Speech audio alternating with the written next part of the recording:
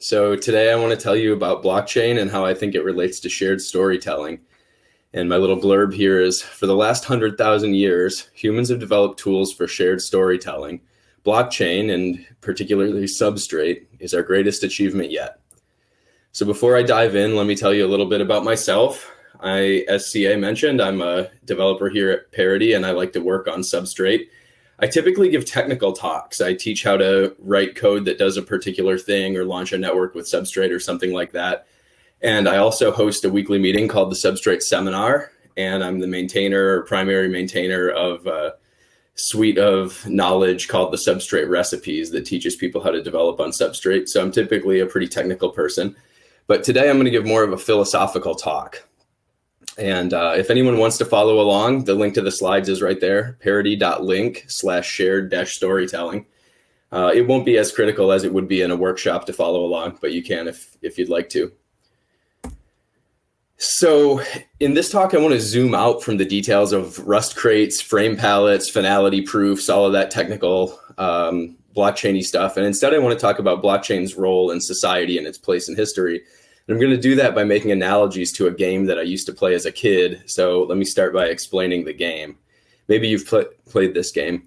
You're sitting around a campfire with a bunch of friends telling ghost stories, and eventually you get tired of hearing the same one person tell the story over and over. So the way the game works is that everybody takes turns telling a story. So you can see the one person here starts out the story. I'll just give you a second to read it. Once upon a time, a girl lived in the woods. Second person says she lived alone in a haunted cabin. Third person, one day she heard a knock at the door, and finally, or at least she thought it was the door. And you can imagine the story goes on, and everybody contributes, and it's scary and it's fun. And like I said, I'm going to make the argument that blockchain is nothing more than a formalization around this shared storytelling game. So here's the contents of the talk. In part one, we're going to look through the history of storytelling as humans have worked on it for as long as we've been humans. And I'll explain what shared storytelling is and why it's important and look at some of the advancements we've made. Then in part two, I'll look at some of the abstractions that Substrate makes to help us apply this blockchain tool, the latest tool for shared storytelling, to a wide variety of stories. And these are three particular abstractions that we'll look at. And then in the final part, depending how much time we have, I'll tell some familiar stories that you've likely heard before in the context of the blockchain, and I'll talk about what might come next, what our next tools or techniques for shared storytelling might be.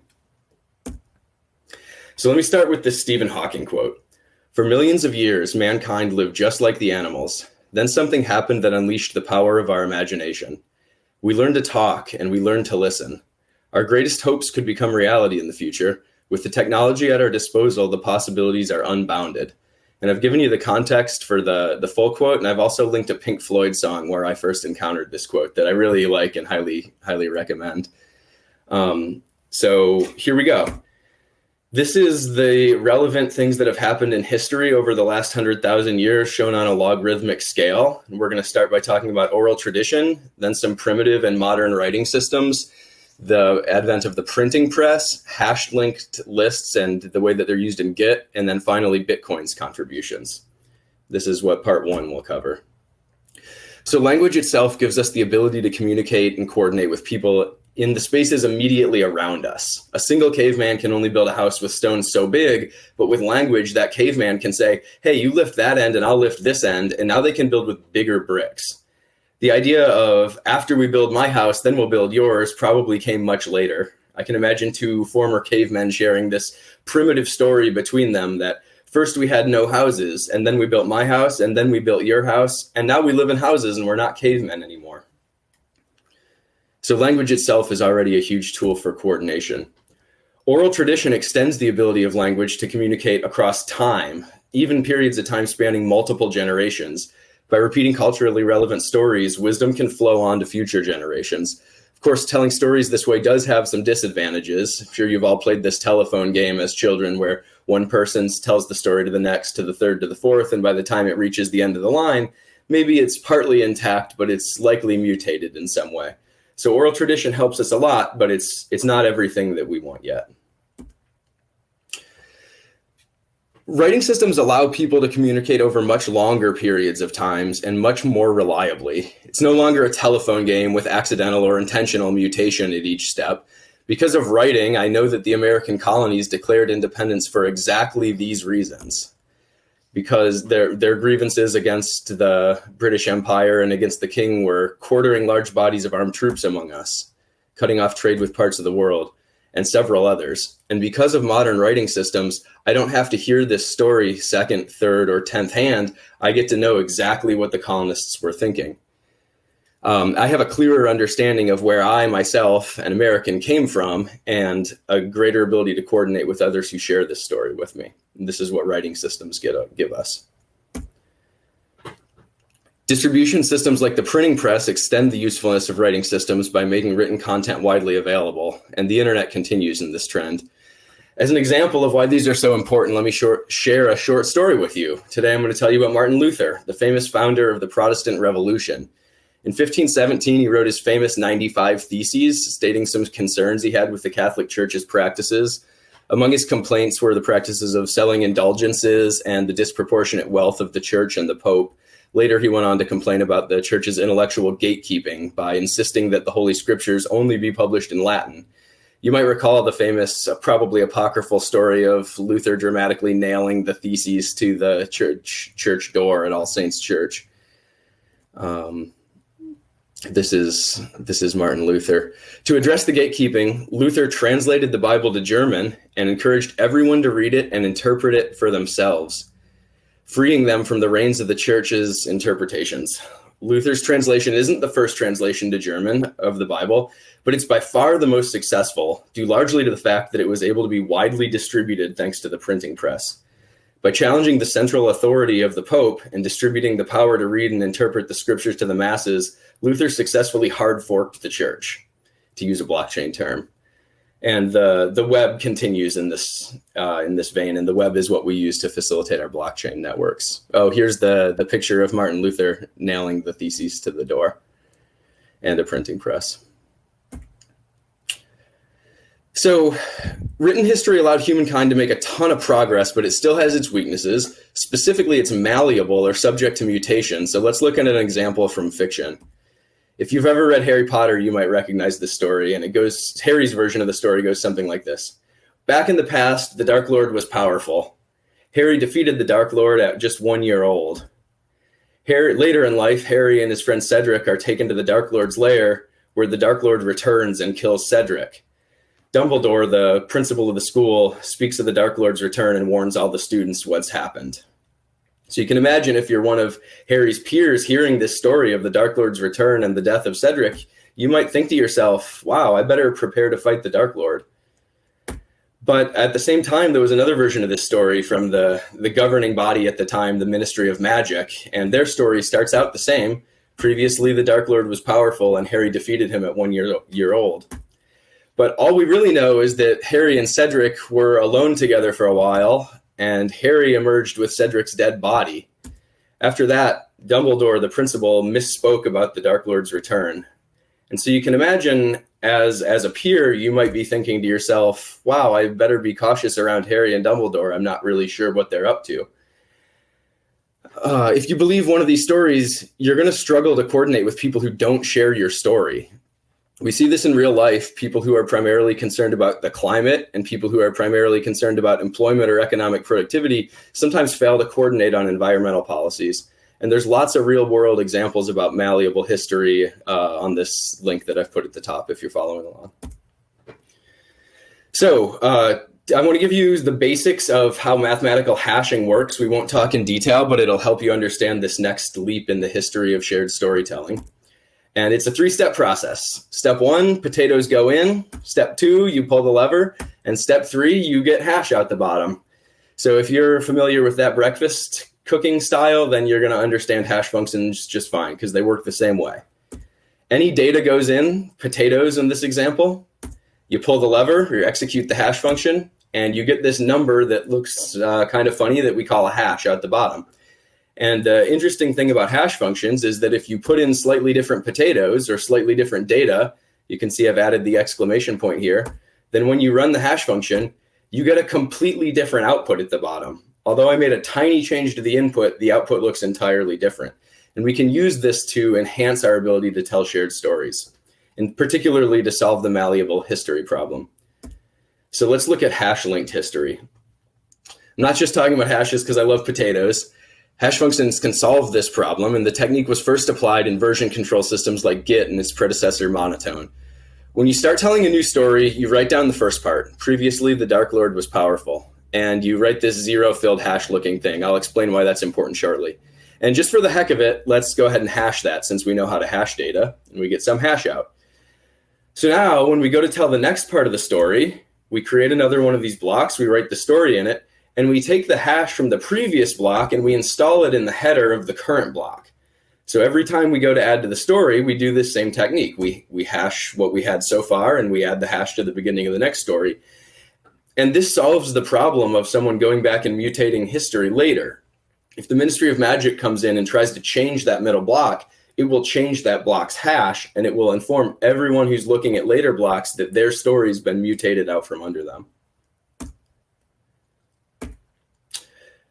Simply linking the story by hash doesn't mean there'll only be one story. Disagreements, known as forks in blockchain or branches in Git, can and do still happen, but there are two things that we've gained.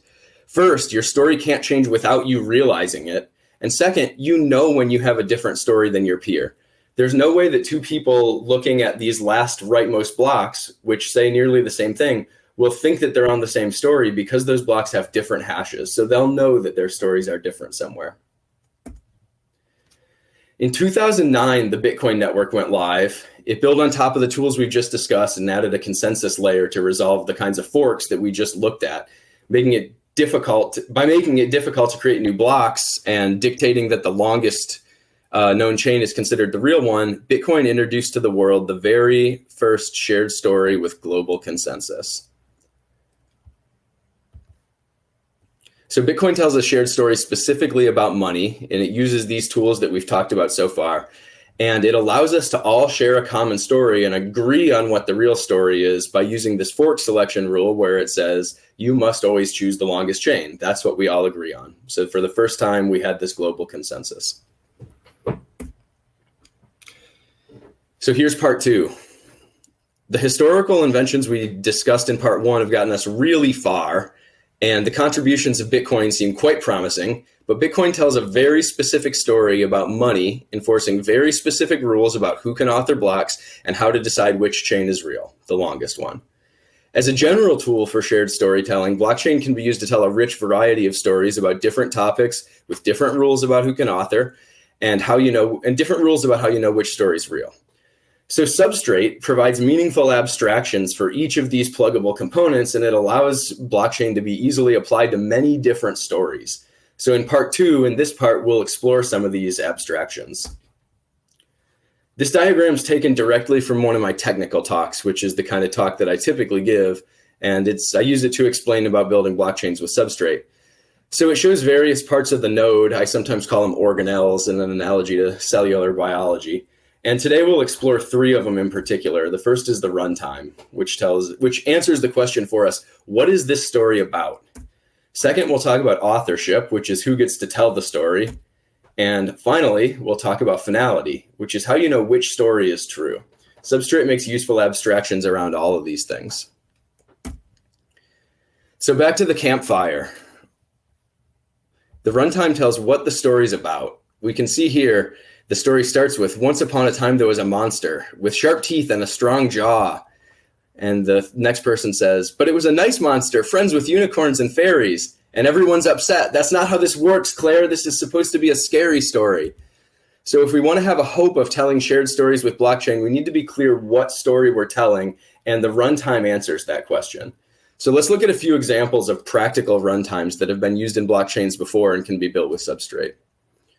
My first example is a vehicle registry. So you can imagine a story that goes something like this. Alice registers her truck. Bob registers his car. Bob crashes his car, so his registration gets suspended. Alice's registration expires naturally. Charlie registers a new car. Bob's car passes a safety inspection, and so his registration is reinstated.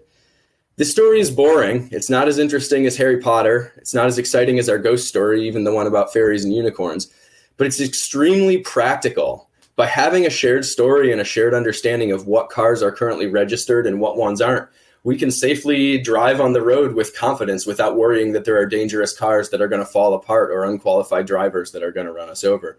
And we can do it all in a peer-to-peer manner by sharing our story on the blockchain without any central authorities.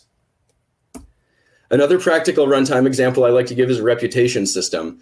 This is a screenshot of my reputation from Stack Overflow. It's small but improving. I'm proud of myself. Reputation systems are critically valuable for trust heuristics. You encounter them everywhere from seller ratings on eBay or Etsy to Stack Overflow to just your plain old credit score in the non-blockchain or non-digital world. The story might look something like this. Alice satisfies a customer and her reputation goes up. Bob does the same and his rep goes up. Then Bob receives a complaint and his reputation goes down. Then Claire receives a complaint. Later, Bob's complaint is resolved and his reputation goes back up. Again, it's a boring story, but it's incredibly useful because it tells us whether we can trust Alice or Bob to sell us goods on Etsy, for example, or whether we can trust Claire to answer our technical questions correctly on Stack Overflow. And the third example I'll give is money. Bitcoin's own runtime is all about money, and money is a hugely useful coordination mechanism. It's what allows me to do cool things like contribute to society by writing software for Parity, and then redeem the fruits of my labor in the form of a salary at a local grocery store or food mart who might have never even heard of Parity or blockchain. Because we all coordinate through this mechanism called money, we're able to do all those things without the grocery store needing to know Parity or needing to trust them. There are lots and lots of other useful runtimes, perhaps even state of a virtual computer. That's what Ethereum and other smart contract platforms did. But hopefully the examples I've given you show that really we can coordinate on some useful things merely by telling a shared story around them. Oh, that's a mistake. Okay, and so the next aspect I want to talk about is the next abstraction, I should say, is authoring. It allows us to specify who gets to author the next block or the next part of the story and when. In this cartoon, Alice is dominating the conversation. Claire speaks up saying, "Hey, Alice, it's my turn." And Alice, still dominating, mutates the story so that the monster eats Claire, censoring Claire. The problem is we can't have a free-for-all when we're authoring our story. The first scheme that comes to mind is just that anyone can tell the story anytime they want. Anyone can add anytime they want. And while it may work in small and mutually trusting groups, it's not practical in most settings. Too many authors will author at once and no one will be able to keep track of the stories going on. The story will fork endlessly and no one will have consensus on what's the real story. So while it seems like maybe a practical scheme, free-for-all is really impractical for almost any situation. So in practice, we have to throttle the authoring somehow. So let's look at a few more practical ways to do that. There's a whole class of algorithms known as proof of authority. And proof of authority is where you have a fixed set of authors who are allowed to author new blocks. And then you just need some way to choose which one of the authorities goes next. One way is by taking turns in order, like you probably imagined the campfire story does. Another way is some kind of probabilistic method. I've shown dice for that. Substrate offers Babe and Sassafras, both of which are probabilistic proof of authority, and they offer Aura, which is this turn-taking proof of authority. Any proof of authority mechanism can also be converted to proof of stake simply by using a runtime mechanism to stake tokens, and when you stake enough tokens, you become an authority. So proof of stake and proof of authority are really very, very similar techniques. And the third one I want to talk about is proof of work. This is what Bitcoin does. In this scheme, anyone may participate, eliminating the need for a set of authorities. So it's really nice and permissionless and decentralized. The throttling is accomplished. Remember, we can't have this be a free-for-all. So the throttling is accomplished by insisting that one must consume some energy, solving a mathematically difficult problem. So in a proof of work scheme, you include something in the block that indicates how much energy you've consumed. In practice, it's not directly the number of kilowatt hours you've burned. It's a mathematical number that shows you've burned the energy. But because you have to burn energy, which is a finite resource, authoring therefore becomes throttled and the free-for-all situation goes away. Okay, so the third and final abstraction I want to look at is finality, and it's how you know which story is real. Once upon a time, there was a monster with sharp teeth and a strong jaw. No, wait, sharp claws and strong arms. Perfect for biting children. So you can imagine wondering, wait a second, does it have the teeth or does it have the claws? We need to know which story is real. This is another example of forks like we saw previously. Most authorship schemes do eventually lead to forks, especially proof of work, but there's nothing really fundamentally wrong with that, as we saw in Bitcoin. All we need to really know is which one is real. We need some way of choosing the real one so that we know, is that vehicle legally registered? Is it safe? Should I buy from this seller? Or are they going to rip me off? Does Eve really have those Bitcoins that she says she has? So we need some way of choosing which chain is real, and Bitcoin introduced a common solution to this known as the longest chain rule. There's others that I was going to talk about, but I'm going to skip for the sake of time. But I do want to talk about reorganizations. So the problem with relying solely on a fork selection rule, like saying whatever story makes up the longest chain, is that you get this thing called reorganizations. If you look at this blockchain I'm showing in front of you, it's easy to pick the longest chain, the pink one. And so we all agree the pink story is the real one and whatever's in that green block is not real. But now imagine some new blocks come in.